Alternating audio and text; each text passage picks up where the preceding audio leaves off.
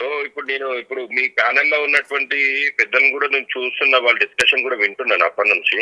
So నేను ఏమంటున్నా అంటే, ఇప్పుడు ఈ బెట్టింగ్ యాప్స్ ని ఇది ఒక క్రిమినల్ చర్య.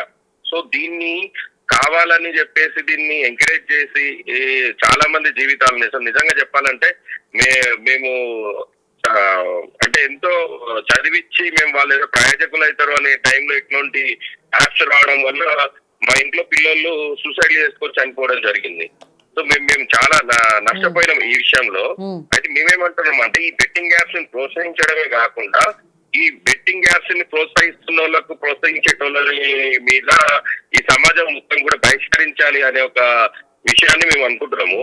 అయితే వీళ్ళకు కొంతమంది ఇప్పుడు పూర్తి స్థాయిలో మద్దతు ఇస్తూ వాళ్ళని ఏదో వీళ్ళ వల్లనే ఈ దేశం బాగుపడుతుంది అన్నట్లుగా వాళ్ళని చిత్రీకరిస్తున్నారే, వాళ్ళకు మేము ఒక మాట చెప్తున్నాం ఏంటంటే, ఈ రోజు ఈ బెట్టింగ్ యాప్స్ వల్ల నష్టపోయినటువంటి కుటుంబాలకు దగ్గరికి వచ్చి ఒకసారి చూడండి ఈ దయనీయమైన సంఘటనలు ఎట్లాంటి పరిస్థితిలో ఉన్నాము ఏంది అనేది చూసినాక మీరు మీ జల్సాల కోసము మీ సొంత ప్రయోజనాల కోసము ఈ రోజు అమాయకులమైనటువంటి విద్యార్థుల భవిష్యత్తును నాశనం చేయొద్దు అని చెప్పేసి మేము అనుకుంటున్నాం మేడం. అంటే ఇలా అంటే సూసైడ్ల దాకా వెళ్తున్నారు, చనిపోతున్నారు, కుటుంబాలు ఆగమవుతాయి అన్న విషయము ఎవరైతే ప్రమోట్ చేస్తున్నారో వాళ్ళకి అంత తెలుసా తెలియట్లేదా, బయట ఏం జరుగుతుంది, మేము చెప్పే వీటి వల్ల కుటుంబాలు నాశనం అవుతున్నాయి అనే విషయం వాళ్ళకి తెలుస్తుందా లేదా అన్న విషయం అర్థమవుతలేదు. ఎందుకంటే ఎంతో కొంత బాధ్యత ఉంటుంది ప్రతి ఒక్కరికి. అలాంటి విషయాలు తెలిస్తే వాళ్ళు మళ్ళీ ప్రమోట్ చేస్తారా లేదా అనేది. నేను మీ ఛానల్ కి కొన్ని స్క్రీన్ షాట్స్ పెడతా మేడం, అవి మా ఇంట్లో జరిగిన సంఘటనలో.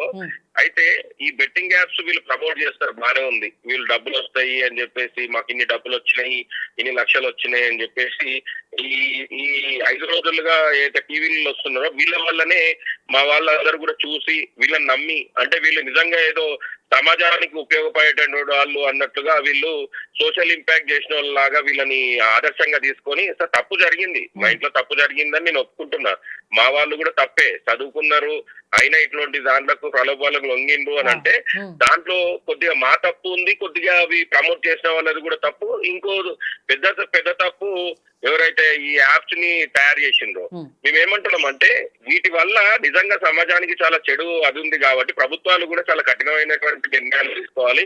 ఇట్లాంటి వాటిని ప్రమోట్ చేస్తున్న వాళ్ళని కానీ ప్రమోట్ చేస్తున్న వాళ్ళని ప్రకటిస్తున్న వాళ్ళపైన కూడా ప్రభుత్వం నిషేధం విధించాలి. గతంలో టిక్ టాక్ నిషేధించడం వల్ల చాలా మందిని కాపాడుకోగలిగినాం. సో అప్పుడంటే పైసలు అదిగాలే కానీ టిక్ టాక్ ల వల్ల చాలా ప్రమాదాలు కూడా జరిగినాయి. మేమేమంటున్నాం అంటే ఈ బెట్టింగ్ యాప్స్ వల్ల ఏమైతుంది అంటే, ముందుగా ఫస్ట్ వాళ్ళు ఎర చూపిస్తారు మేడం, వాళ్ళు డబ్బులు ఇచ్చి వాళ్ళు ఎర చూపించి తర్వాత మనకు రుచి చూపిస్తారు. వాళ్ళు మీ కుటుంబ సభ్యులు బెట్టింగ్ యాప్స్ చేశారు కదా, వచ్చినాయి స్టార్టింగ్ లో వచ్చినాయి మేడం. అయితే అవి వచ్చినాయేమో వేలల్లో, పోయినాయేమో లక్షలలో మేడం.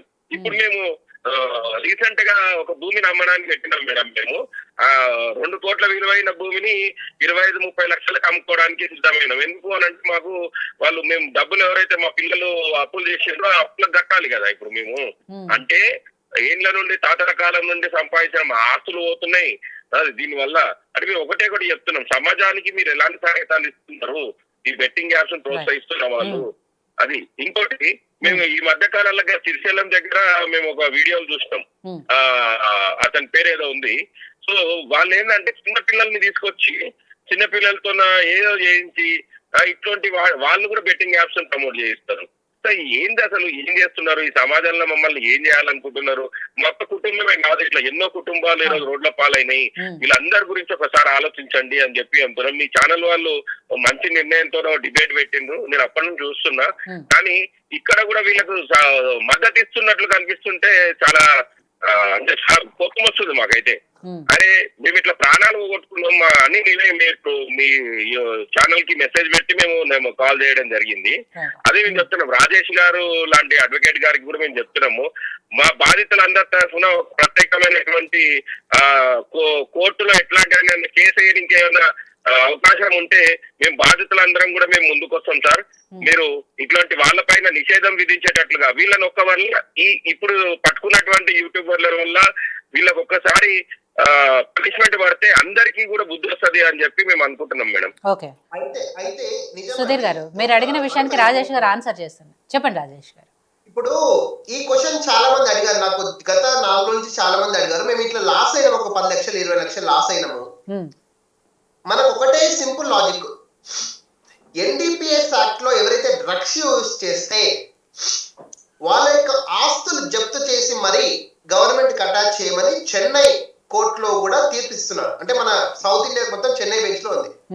ఎవరైనా డ్రగ్స్ ట్రాన్స్ఫర్ చేసినా కన్జ్యూమ్ చేసినా, సిమిలర్ గా ఎవరైతే కన్జ్యూమర్స్ లాస్ అయ్యారో బెట్టింగ్ యాప్స్ లో ఒక 10 లక్షలు 20 లక్షలు లాస్ అయ్యారో వాళ్ళు రెస్పెక్ట్ సివిల్ కోర్టుకి వెళ్ళి ఒరిజినల్ సూట్, మేము ఈ బెట్టింగ్ యాప్ వల్ల ఒక 10 లక్షలు లాస్ అయినాం, పలానా ఏ అనే బెట్టింగ్ యాప్ ద్వారా బి అనే తోడు ప్రమోట్ చేసిండు, వీళ్ళిద్దరి వల్ల నేను లాస్ అయినా, ఇది నా ప్రూఫ్, నా బ్యాంక్ అకౌంట్, నేను ఇంత లాస్ అయినా, నాకు 1000 రూపాయలు ఆదాయం వచ్చింది, 1 లక్ష పోయింది అంటే డెఫినెట్ గా కోర్టు దాన్ని కన్సిడర్ చేయడానికి అవకాశం ఉంది. మనీ రికవర్ సూట్ అంటారు దాన్ని. మనీ రికవర్ సూట్ కింద వీళ్లకు ఎంతైతే నష్టపోయారో, ఒకవేళ లీగల్ గా ఎంతైతే నష్టపోయారో, ఎందుకంటే క్రియేటర్స్ అండ్ ప్రమోటర్స్ నుంచి కూడా వాళ్ళ యొక్క ఆస్తుల్ని జప్తు చేసి లాస్ అయిన వాళ్ళకి ఇచ్చే అవకాశం కూడా కోర్టుకు అధికారం ఉంది. వీళ్ళు ఎప్పుడైతే మనీ రికవర్ సూట్ వేస్తారో వాళ్ళకి న్యాయం జరుగుతుంది. అయితే ఇంకోటి మేడం, ఈ మధ్యలో పంజాగుట్టకు పోయి ఎవరో పోలీస్ స్టేషన్ లో పోయి మద్దతు ఇచ్చారు వాళ్ళకు. మేము వాళ్ళని కూడా ఒకటి ఏమడుగుతున్నాం అంటే, ఇప్పుడు వీళ్ళు పోయి పంజాగుట్టలో పోయి వాళ్ళకి మద్దతు ఇస్తున్నారు, వాళ్ళకి చెప్తున్నారు. అయ్యి మేము ఏమంటున్నాం, అదే మా బాధిత కుటుంబాల దగ్గర కూడా ఒకసారి రండి, మీరు ఈ బెట్టింగ్ యాప్స్ ప్రమోట్ చేసిన వాళ్ళు, మీరు మీ గెలిచాల కోసం, మీ సొంత లాభాల కోసము మాలాంటి వాళ్ళు ఎంతో మంది జీవితాలను చిన్న భిన్నమైనవి. ఇట్లాంటి సమయంలో వాళ్ళ మీద మీరు సానుభూతి తెలపడం అనేది చాలా సిగ్గుచేటు. మాకు నిజంగా చాలా బాధేసింది ఆ విషయంలో. సుధీర్ గారు మీరు అంటున్నది, శేఖర్ భాష గారే నిన్న అక్కడికి వెళ్ళి, సరే వాళ్ళ ఫ్రెండ్స్ ఉన్నారు కాబట్టి ఆయన కలవడానికి వెళ్ళారు. శేఖర్ భాష గారు ప్రస్తుతం స్టూడియోలో ఉన్నారు, ఆయనతోనే మాట్లాడారు. మీకు సమాధానం నేను చెప్తానండి.